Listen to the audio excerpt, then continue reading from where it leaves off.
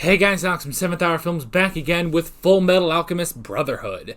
Last time around we had, the first episode, Fullmetal Alchemist, where basically we were thrown right into the thick of things, where we met our various alchemists and their, alchemical powers, as multiple alchemists were dealing with Isaac the Freezer, who was trying to attack the capital and take out Führer King Bradley, and he was pursued by multiple alchemists such as Roy Mustang, the Flame Alchemist, Armstrong, the Strength Alchemist, and Edward Elric, the Full Metal Alchemist, which apparently is something specific and special. We're not sure what yet, but that's okay. All we know right now that makes him different is the fact that he doesn't use a what did they call it? A transmutation circle, I believe is what they called it. And I actually noticed while I was editing that Isaac the Freezer, I think either on his gauntlet or something, he had his transmutation circle symbol thing. So I said previously in the last episode that he was drawing them all around the city so that he could use them for his powers, but it was mainly so that they would fill out the giant transmutation circle. So, yeah. But all in all, it was a very interesting thing. We also learned a little bit about the Elric brothers, where they apparently tried to commit the ultimate taboo of alchemy, which is human transmutation, which is how Edward lost his arm, and his brother Alphonse lost his entire body. Thus, Edward had to bond his soul to a suit of armor, which is pretty interesting. So, yeah. And then at the end, we saw this woman and this other weird creature. I believe she called him Gluttony. And she was talking about basically how she, set up Isaac the Freezer. And also gave him a Philosopher's Stone, which is pretty interesting. So, yeah. All in all, it was a very interesting first episode, and I'm curious to see where we are going here. Like always, the reaction is down in the description and in the pinned comment for your viewing pleasure. So let's go ahead and jump right into this episode of Fullmetal Alchemist Brotherhood. Here we go.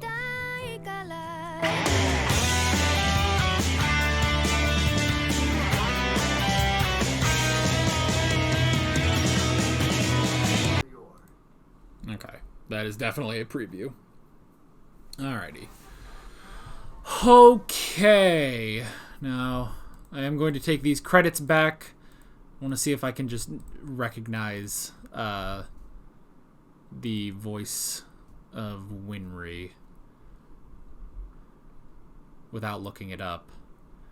Come on, just freaking load. Every time, right when I'm about to hit where I want to get to, it freaking takes time to load. Every time with Funimation. Every time. That's alright.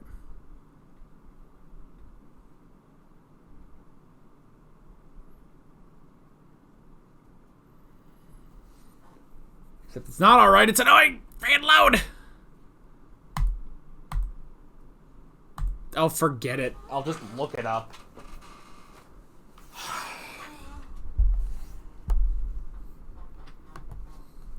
What was it? Winry, voice actor? Could I just do that? Yeah. Hold on. Winry Rockbell. There's a bunch of these. Hold on. Is there a difference? Alright, let's try Caitlin Glass. Let's see here. Wait, oh, it's Mina Ashido. Hey, well, would you look at that? Now, I'm assuming there's no difference in the voices between the two different versions of the show. I guess I should check. Check and be sure. Hang on. Oh, she also plays Petra Rahl in Attack on Titan.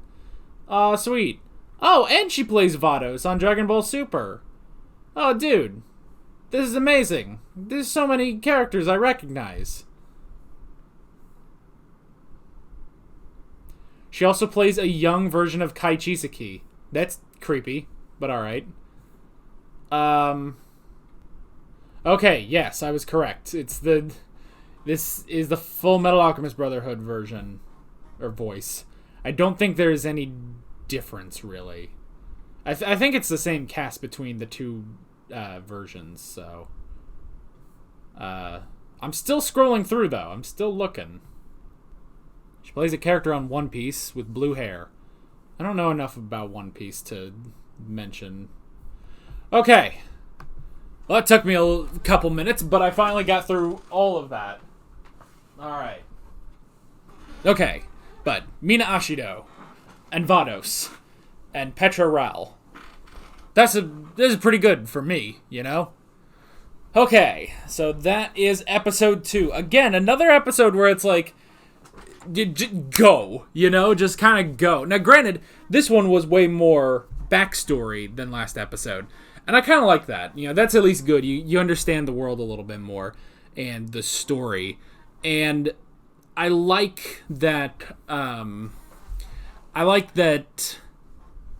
it definitely works for episode 2. Like, I'm glad they did this as episode 2. And episode 1, you just sort of get... Like, if they did this as episode 1, I'd be so lost, you know? But I like having this after you get sort of a handle on the, I guess, the power system being alchemy. So, that is the first thing I wrote down, by the way, is alchemy. Interesting stuff, getting sort of the rules of it at the beginning with, like, you can't just create something. It's all about disassembling and reassembling matter. Very much overhaul. Ironic, since, although Winry doesn't seem to be an alchemist, ironic that she plays a younger version of Overhaul on My Hero Academia. So, but yeah, so the whole thing of alchemy is, changing matter, basically. Now, it's interesting, though, because people do still specialize, you know? So, with Edward, he seems to definitely specialize in... he definitely seems to specialize in metal, thus granting him the name, Fullmetal. Whereas everyone else seems to have their own specific things. Isaac was specifically water and freezing and everything. And you have Roy Mustang, who's concerned with flames and stuff.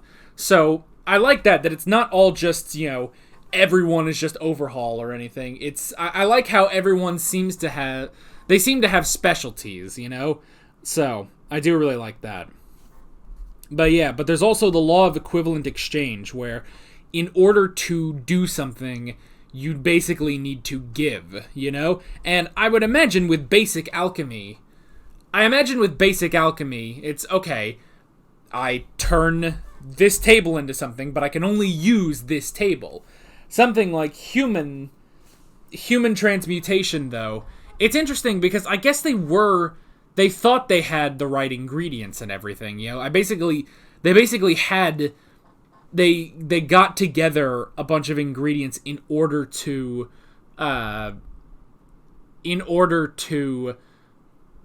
create a new body for their mother, which is interesting.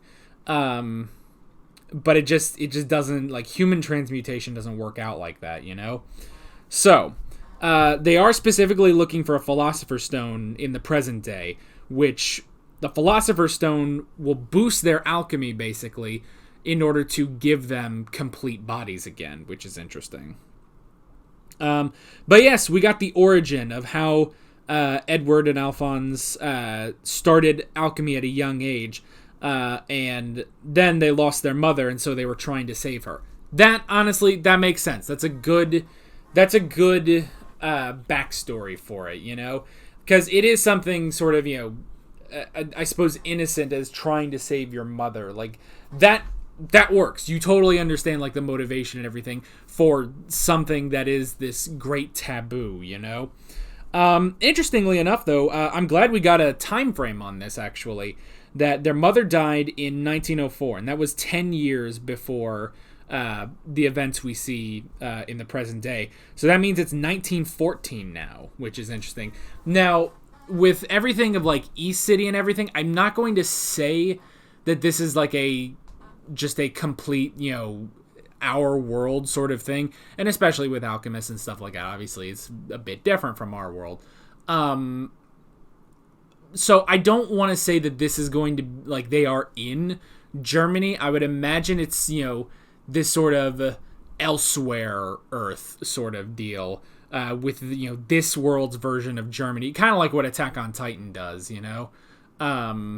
So that's all fine and good, but it's interesting keeping the year, because then I also have, it pretty much gives me a handle on technology, kind of. I guess sort of, kind of, because while it gives me a handle on some technology, like, okay, so, 1914 in, this sort of European, Germanic country, yes, there is interesting sort of technologies, but it is still very old-fashioned. This is technology of 100 years ago and everything.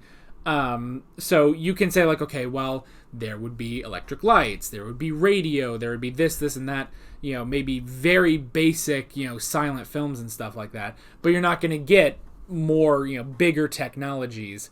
You're not going to get bigger technologies. And in that sense, again, it is actually kind of like Attack on Titan, which is interesting. I wonder which manga came first. I'm going to assume this. Actually, I'm 100% positive this came first.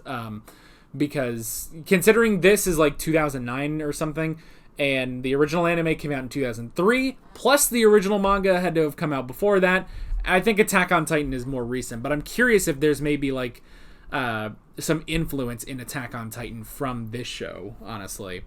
So, but yeah, just a very interesting thing. Now, with that said of like the technology, like, okay, so I can just sort of assume we're going to get, early 1900s technology.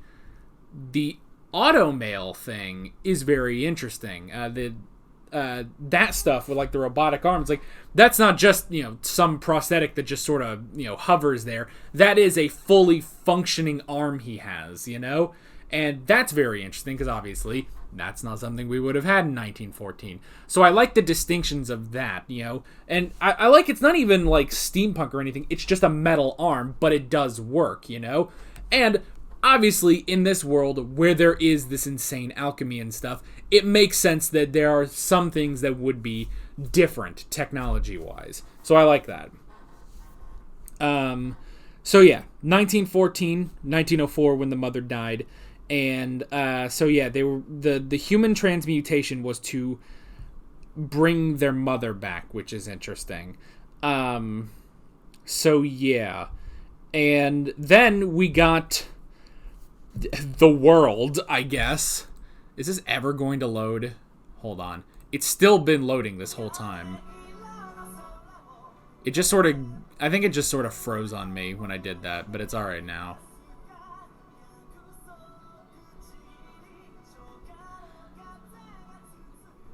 Let me see if they have a name for... Okay. Okay, no.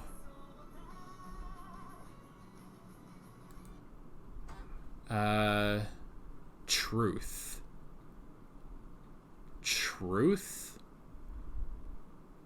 Oh, is that the name of the world? That was just the first thing I heard, is just the world. And, me with my JoJo mind obviously picks up on that. But they did say I am, existence. I am the world. I am the universe. I am you, So perhaps, considering there's no other thing there. So I'm going to say truth.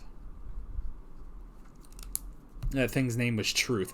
Okay, so it's interesting because alchemy, I would have almost thought that alchemy, because it's about matter and everything, it's definitely not magic. And I think that's always something I've found interesting about magic, or about alchemy, is that it's not magic. Or at least from what I've seen, it's like it's this strange sort of, maybe a fantastical science, but from what I've always found in whatever fiction that I see alchemy in,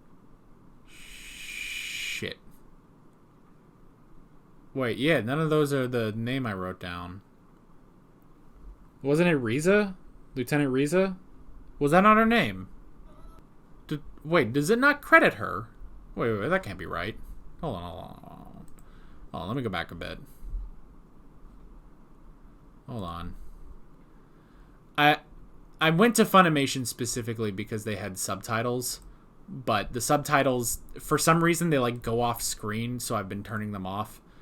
But yeah, I know they said her name, but she doesn't seem to be in the credits.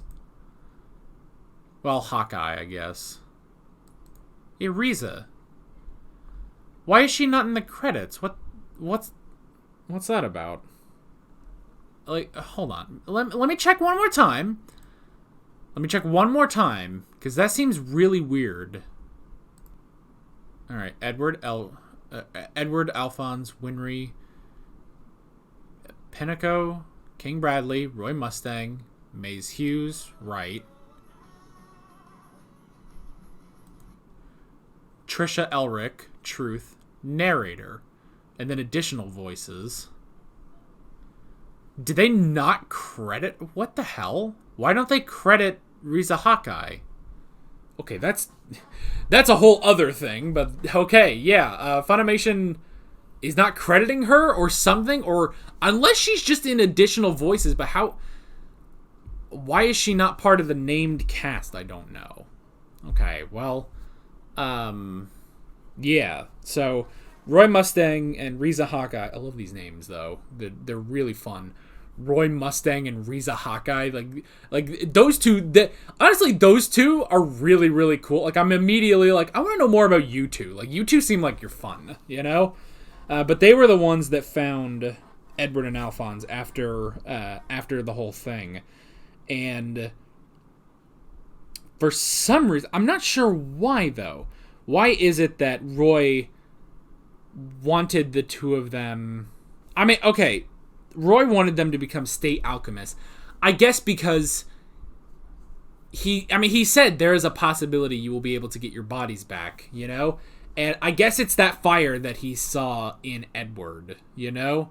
So I guess that's why he suggested that. Like, look, there's a fire, and maybe he's honestly trying to protect them because he might be thinking, if I leave them to their own devices, they're gonna fucking kill themselves, you know? So there's a chance that they can get their bodies back if they join the military. So it would be better. And basically, it sounds like it's something of like, you know, he's trying to keep his eye on them, you know? Keep an eye on the two of them. That could make sense, you know? But yeah, we also had Winry in this episode. I haven't really talked about her too much, but I did like her. She was a good friend. And I also like at the end, you know, when she's like, don't mess with the automail arm or whatever. So I do kind of like that. And then let's see. They also mentioned the teacher.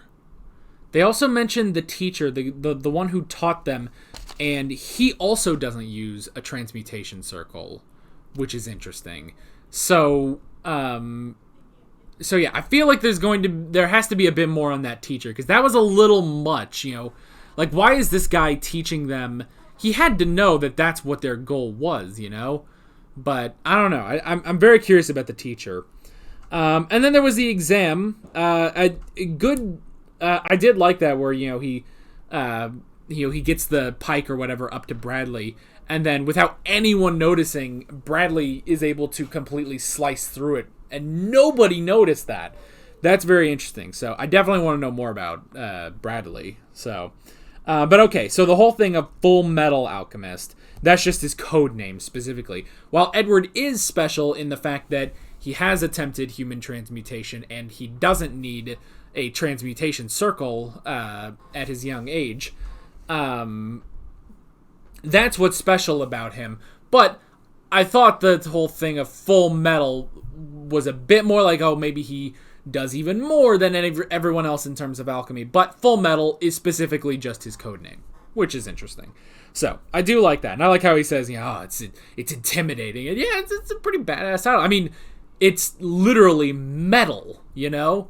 Full Metal. Like, I do really like that, you know? So, good, interesting episode on the origin, and next time, I guess we're going to be doing stuff in whatever city this was. I think it was like Lior or something.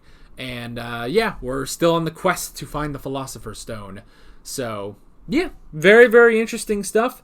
But that is basically it. With all that being said, I'm Alex from 7th Hour Films, and I will see you guys next time. Take care. Alright guys, thanks for watching this video. There's a bunch of links on screen if you want to go click around to any of those. There's a playlist for all of my Fullmetal Alchemist Brotherhood reactions, as well as another video you can go click on if you want. There's also a subscribe button and a Patreon button on screen, as well as other links in the description if you want to go check out any of those. See you guys later.